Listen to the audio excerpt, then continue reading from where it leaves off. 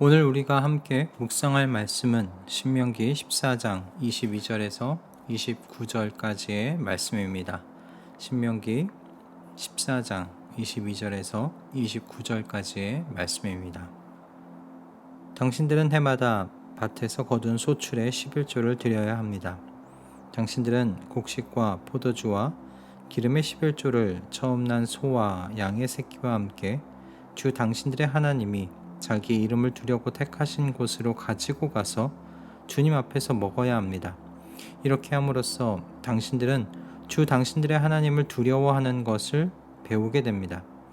그러나 주 당신들의 하나님이 그의 이름을 두려고 택하신 곳이 당신들이 있는 곳에서 너무 멀고 가기가 어려워서 그것을 가지고 갈 수 없거든 당신들은 그것을 돈으로 바꿔서 그 돈을 가지고 주 당신들의 하나님이 택하신 곳으로 가서 그 돈으로 마음에 드는 것을 사십시오.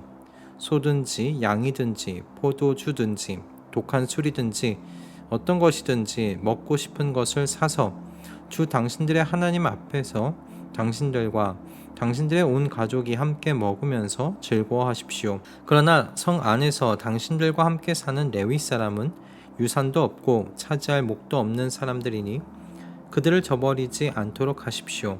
당신들은 매 3년 끝에 그 해에 난 소출의 11조를 다 모아서 성 안에 저장하여 두었다가 당신들이 사는 성 안에 유산도 없고 차지할 목도 없는 레위 사람이나 떠돌이나 고아나 과부들이 와서 배불리 먹게 하십시오.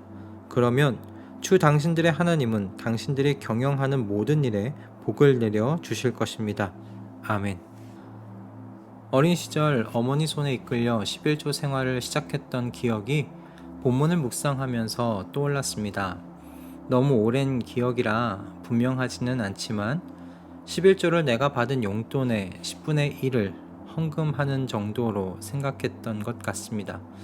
본격적인 11조, 그것은 청년 시절 때부터 했던 것 같아요. 아르바이트를 시작하면서 받은 월급의 10분의 1을 따로 떼어내는 훈련을 그때 본격적으로 시작했던 것 같습니다.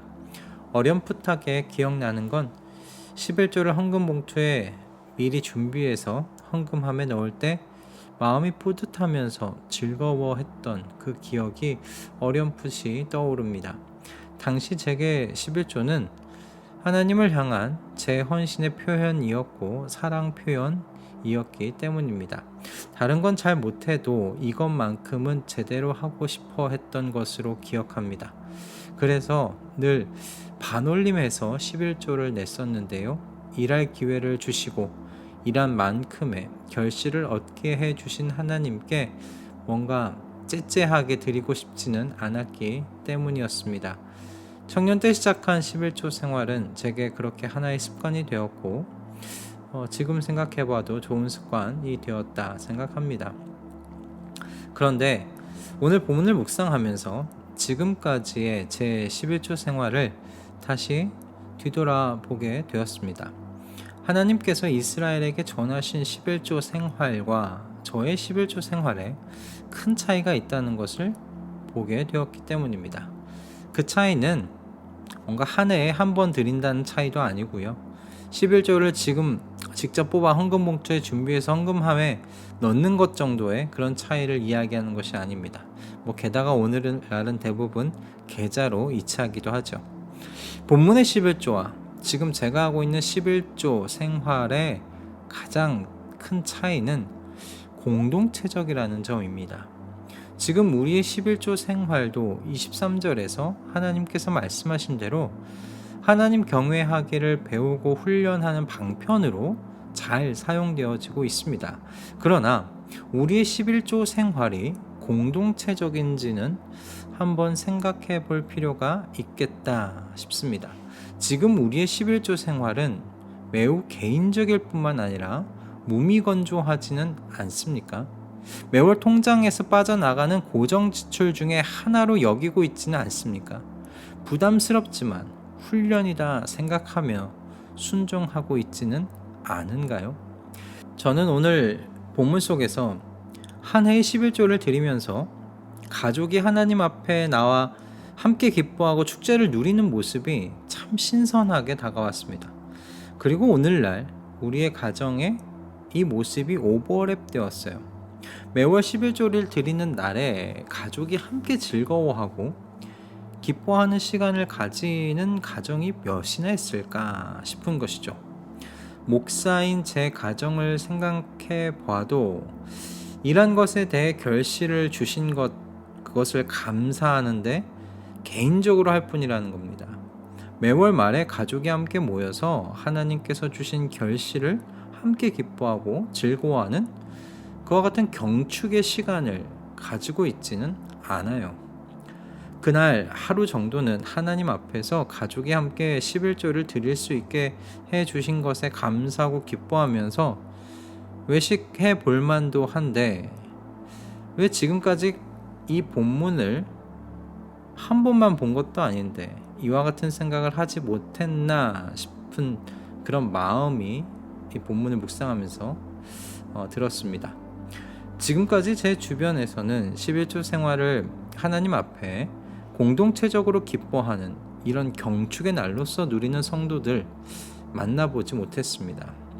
아마 대부분이 11조 생활을 수입의 10분의 1 정도 드리는 것만 생각하고 있지는 않을까 싶어요. 대부분 고민하고 있는 것이 11조를 새 전으로 드릴지 새 후로 드릴지에 대하여 고민하는 건 보았지만 이것을 공동체적으로 경축의 날로서 어떻게 드릴까, 어떻게 기뻐할까 고민하는 성도 만나보지 못했습니다.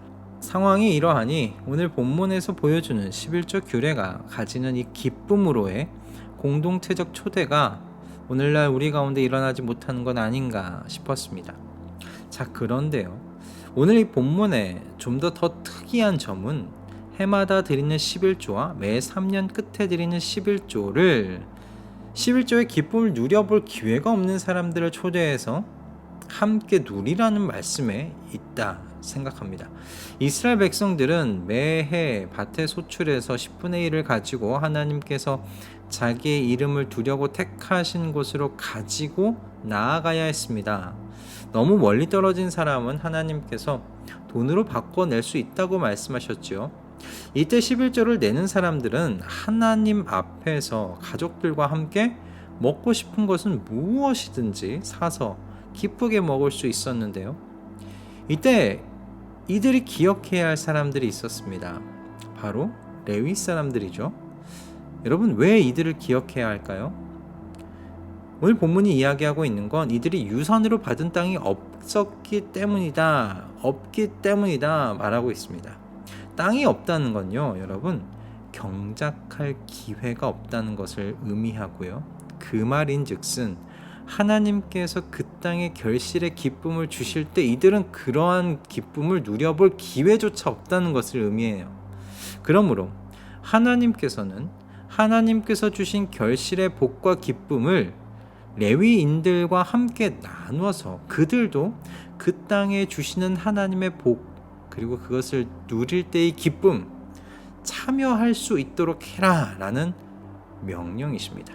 그리고 이 기쁨의 현장으로 초대하는 이 일은 매 3년 더 확장되지요.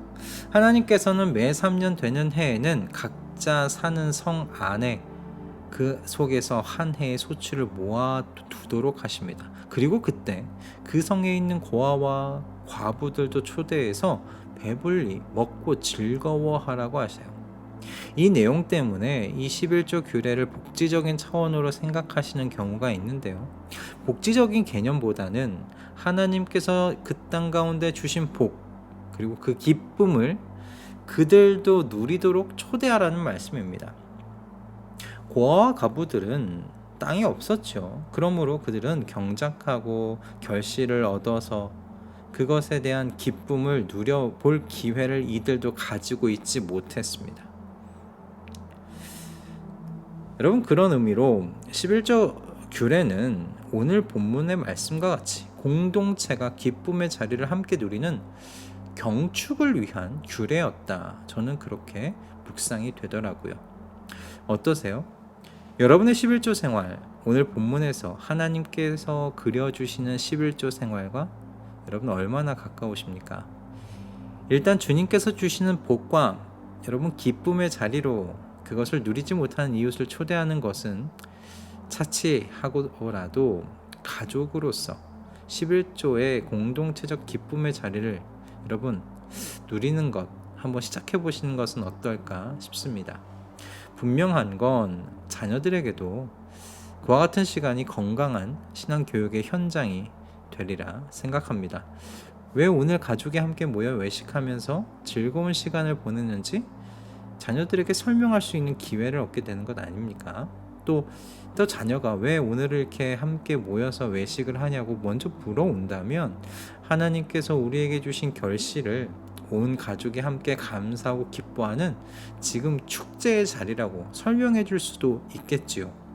어린 시절 11조를 지키는 일이 이렇게 기쁨이 가득한 축제의 자리라는 걸 몸으로 체득해 볼 수 있는 이런 기회를 갖는다는 건 참 복되다 싶습니다. 그리고 정말 훌륭한 신앙교육의 자리가 되지 않을까 생각이 들어요.